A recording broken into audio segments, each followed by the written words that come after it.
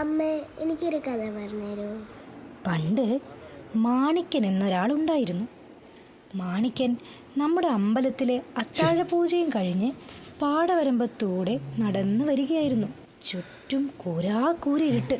മാണിക്യൻ്റെ കയ്യിൽ ഒരു പന്തത്തിൻ്റെ വെട്ടം മാത്രമേ ഉണ്ടായിരുന്നുള്ളൂ. അങ്ങനെ വരുമ്പോൾ പെട്ടെന്നൊരു മണിയുടെ ശബ്ദം. മാണിക്യൻ ആകെ പേടിച്ചു വിറച്ചു. മാണിക്യൻ ചുറ്റും നോക്കി, ആരെയും കാണുന്നില്ല. ഭയന്നുപോയ മാണിക്യൻ പാടത്തെ ചെളിക്കുണ്ടിൽ വീണു.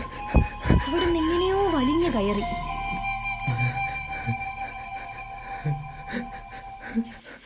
മാണിക്യന്റെ കയ്യിലെ രോമങ്ങൾ വരെ പേടിച്ചു വിറച്ചു നിന്നു.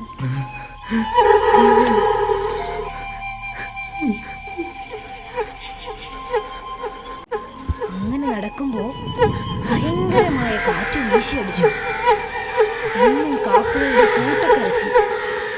പേടിച്ചു നിന്ന മാണിക്യന്റെ മുന്നിലേക്ക് പെട്ടെന്ന് ഭീകരമായൊരു രൂപം തെളിഞ്ഞു വന്നു. ആരാ? മാടൻ.